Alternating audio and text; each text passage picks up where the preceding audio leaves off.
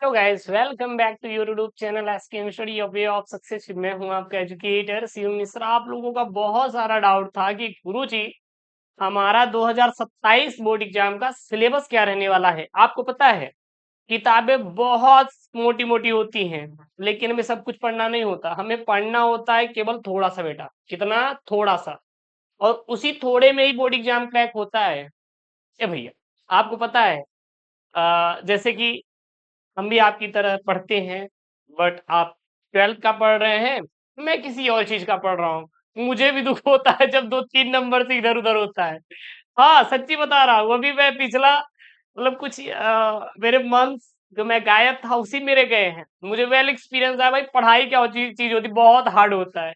मैंने पढ़ा तब जाके मेरी दिमाग खुला भाई साहब। वैसा ऐसा होता है जब 2 नंबर से आप छूट कर निकलेंगे, वहां पे प्री देंगे, मेंस देंगे। और जब मेंस में जब 2-3 नंबर से इधर उधर होता है ना, तब रोने के सिवा कोई ऑप्शन नहीं मिलता भाई। हम भी रोते हैं बैठ के, क्या करें आखिरकार। सब भाई मेहनत करते हैं, सबको एक रहती है ना कि मुझे ये चीजें मिलेगी। अब जब नहीं मिलती तो दुख होता है, सीधी सी बात है। इसीलिए बेटा दिल नहीं लगाना है। हाँ, हम लोग यहाँ पे न्यू सेशन स्टार्ट कर रहे हैं, देखिएगा। वैसे तो ऑल टोटल मैं पूरा आपका टॉपिक कवर करवा दूंगा, आप परेशान मत होना।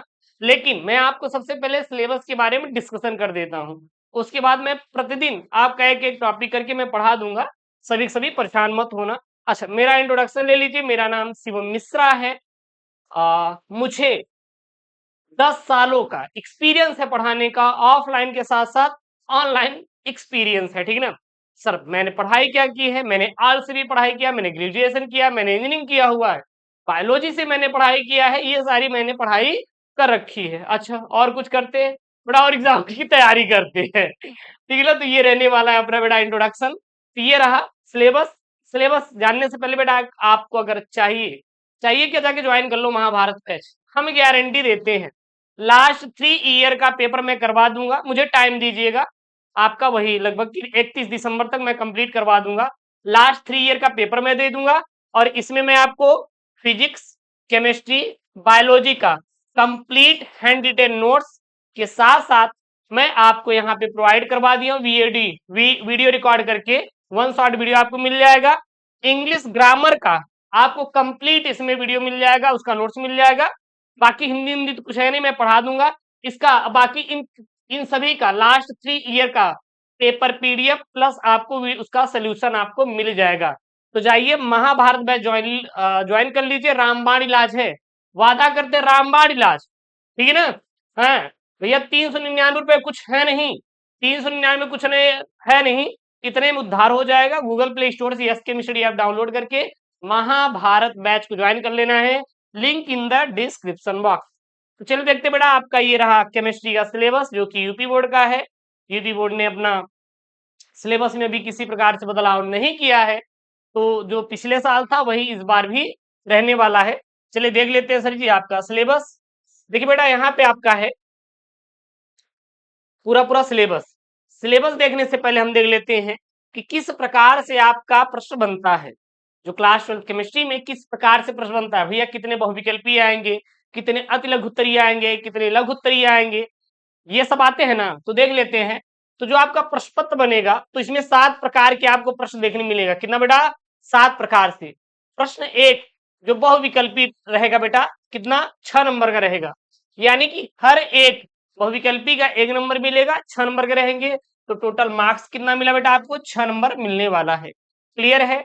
उसके बाद आपका यहाँ पे क्या रहेगा? आपके अति लघु उत्तरी बोल सकते हैं, अति लघु उत्तरी, जो कि आपका रहेगा 2-2 नंबर वाले।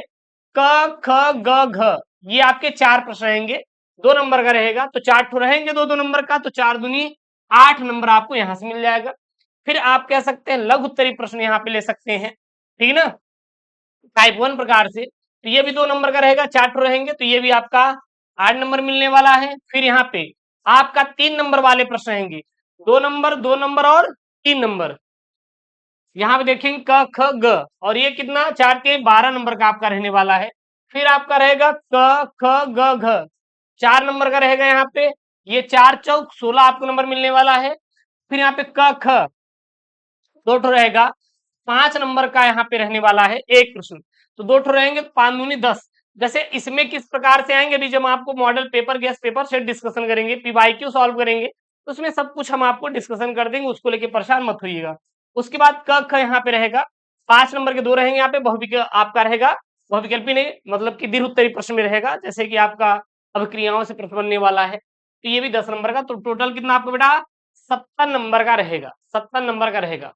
अब बात कर लेते हैं यहाँ पे पास होने वाला, तो बेटा 33%, इसका 33 निकालेंगे तो 23 नंबर रहेगा। 23 नंबर आपको बेटा पास होने के लिए चाहिए, लेकिन मैं गारंटी देता हूं, यदि ये महाभारत बैच का जो नोट्स मैंने दिया उसको कवर कर लेंगे, लास्ट 3 ईयर का पेपर कर लेंगे, एक भी प्रश्न बाहर नहीं जाएगा। लास्ट 3 ईयर का पेपर मैं जो देने वाला हूं उसको कवर कर लेंगे हमारे साथ, तो एक भी प्रश्न बेटा बाहर नहीं जाएगा, ये मैं आपसे वादा करता हूं। ठीक है ना, चलेगा। देख लेते हैं यहाँ पे आपका जो इकाई है मतलब चैप्टर है, तो कुल आपके जो इकाई है बेटा 10, यानी कुल मिलाकर केमिस्ट्री में 10 चैप्टर है, 10 यूनिट है, और इन 10 यूनिट को मिलाकर बेटा कितना नंबर मिलने वाला है, 70 नंबर बनने वाला है। कितना नंबर बनने वाला है, 70 नंबर। अब कहेंगे सर सबसे ज्यादा इंपॉर्टेंट वाला चैप्टर कौन सा है, सबसे कम इंपॉर्टेंट वाला चैप्टर क्या है। बहुत बच्चे ऐसे होते हैं जो कि भैया पढ़ के चले गए किसको बेटा, यहाँ पे है भैया, इसको यहाँ पे मान लीजिए ये वाला चैप्टर पढ़ के चले गए, एल्डिहाइड कीटोन और कार्बोक्सिलिक अम्ल, जो कि हार्ड चैप्टर माने जाते हैं ये सब, और आपने जैव अणु पढ़ा ही नहीं। सोचिए ये जो हार्ड है 8 नंबर का उसको पढ़ के चले गए, जैव अणु आपने पढ़ा ही नहीं, जबकि जैव अणु आपका कितना आएगा, 7 नंबर का। सबसे सस्ते प्रश्न यहीं से मिल जाते हैं। तो ऐसे ही आपका डिवाइड होता है, ऐसा नहीं कि 8 नंबर का है तो वहां पे 20 नंबर का आ जाएगा, नहीं, अगर 8 नंबर का है तो 8 नंबर ही आएगा। जैसे जो बिलियन है, बिलियन से कितने नंबर की सवाल बन सकती है, केवल 8 नंबर तक बनेगा, हो गया, ना उससे कम ना उससे ज्यादा, इस प्रकार से मैनेज किया जाता है। वैद्युत रसायन से कितने नंबर का प्रश्न बनेगा, 7 नंबर का। रसायन बल गतिकी से बेटा 7 नंबर का बनने वाला है, और वहीं पे डी और एफ ब्लॉक के तत्वों से 6 नंबर का आपका बनने वाला है। क्लियर है। उसके बाद उप सहसंयोगिक से बेटा 7 नंबर का प्रश्न बनेगा, हेलो एल्केन और हेलो एरिन से 7 नंबर का बनने वाला है, अल्कोहल फिनॉल और ईथर से 7 नंबर का बनने वाला है, और यहाँ पे एल्डिहाइड कीटोन और कार्बोक्सिलिक अम्ल से बेटा 8 नंबर का बनने वाला है, और एमीन से जो बनेगा 6 नंबर का बनेगा, और जैव अणु से जो बनने वाला बेटा 7 नंबर का बनने वाला है।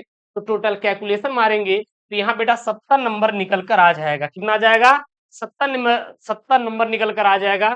30 नंबर आपको बेटा प्रैक्टिकल से रहता है, जिसमें 10 नंबर आपको पास होने, 30 में से 10 नंबर तो चाहिए चाहिए पास होने के लिए, और 70 में से 23, टोटल कितना 33 नंबर पास होने के लिए चाहिए। तो यहां तक बेटा किसी को कोई डाउट है का, एक बार कमेंट बॉक्स में मेंशन कर देंगे कि जितने भी स्टूडेंट होंगे बेटा मेंशन कर देंगे, किसी कोई डाउट तो नहीं है। ये जो सिलेबस का पीडीएफ है ना, टेलीग्राम चैनल एसकेएम स्टडी से डाउनलोड कर सकते हैं, link in the description box, या फिर ऐप डाउनलोड कर लीजिए एसकेएम स्टडी का, वहां पर भी पीडीएफ आपको मिल जाएगा ऐप में। ठीक है ना, या फिर मैं यूट्यूब पे ही अगर कुछ ऐसी सुविधाएं होती है तो यहीं पे उपलब्ध करवा देंगे, डोंट वरी। उसके बाद बेटा सबसे पहले इकाई है 1 विलियन।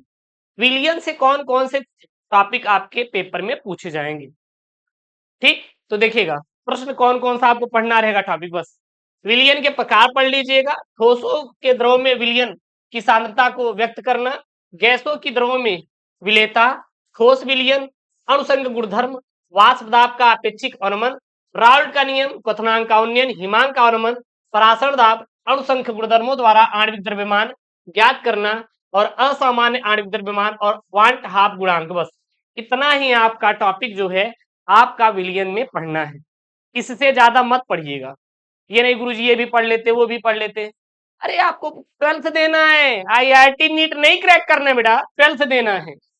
वैद्युत रसायन, अगला चैप्टर वैद्युत रसायन में क्या क्या पढ़ना है, ऑक्सीकरण जैसे अपचयन प्रक्रियाएं, वैद्युत अपघटनी विलयन की चालकत्व, विशिष्ट एवं मोलर चालकता, सांद्रता के साथ चालकत्व में परिवर्तन, कोलराउस नियम, वैद्युत अपघटन और वैद्युत अपघटन के नियम, प्रारंभिक विचार मतलब जो आपको बता सकते हैं इसमें, सूक्ष्म सेल, वैद्युत अपघटनी सेल, गैल्वेनिक सेल, सीसा संचायक सेल, सेल का विद्युत वाहक बल, मानक इलेक्ट्रोड विभव, नष्ट समीकरण, और रासायनिक सेलों में इसका अनुप्रयोग, गिब्स मुक्त ऊर्जा, सेल के ईएमएफ यानी इलेक्ट्रिक मोटिव फोर्स में परिवर्तन के मध्य संबंध, ईंधन सेल और संक्षारण, ये आपको विद्युत किसान में बेटा पढ़ना है। इकाई 3 चैप्टर 3 जो रासायनिक बल गतिकी में क्या क्या पढ़ना है आपको, तो अभिक्रिया का वेग यानी कि औसत वेग और ताक्षणिक वेग। अभिक्रिया वेग को प्रभावित करने वाले क्या क्या कारक हैं, जैसे सांद्रता कारक, ताप उत्प्रेरक, ठीक ना, तो ये आपके प्रभावित करते हैं। अभिक्रिया की कोटि और आणविकता, वेग का नियम और विशिष्ट दर स्थिरांक और समाकलित वेग, साथ ही साथ समीकरण और अर्ध आयु, यानी केवल शून्य और प्रथम कोटि की अभिक्रिया के लिए पढ़ना है, बस 2 ही अभिक्रिया कोटि, प्रथम और शून्य के लिए। संघट्ट सिद्धांत की अवधारणा, प्रारंभिक परिचय और गणितीय विवेचना इसमें नहीं पढ़ना है, ध्यान देना यहाँ पे, केवल इसका प्रारंभिक परिचय पढ़ना है और गणितीय विवेचना आपको नहीं पढ़ना है। संकीर्ण ऊर्जा, आर्हेनियस का समीकरण आपको पढ़ना है। फिर डी और एफ ब्लॉक के तत्व में क्या क्या पढ़ना है, तो इसका सामान आप इंट्रोडक्शन पढ़ लेना, मैं आपको पढ़ा दूंगा, टेंशन ना लीजिएगा। इलेक्ट्रॉनिक विन्यास, संकर्ण धातु के अभिलक्षण और उपलब्धता, संकर्ण धातु की प्रथम श्रेणी के गुणधर्मों में सामान्य प्रवृत्तियां, धात्विक अभिलक्षण, आयनन एंथैल्पी, ऑक्सीकरण अवस्थाएं, आयनिक त्रिज्या, वर्ण और उत्प्रेरणी गुण, और साथ ही साथ चुंबकीय गुणधर्म और अंतराकाशी यौगिक, मिश्र धातु बनाना, K2Cr2O7 और KMaN4 की लाल दवा बोलते हैं, ठीक है ना, का विरचन और गुणधर्म आपको पढ़ना है बस।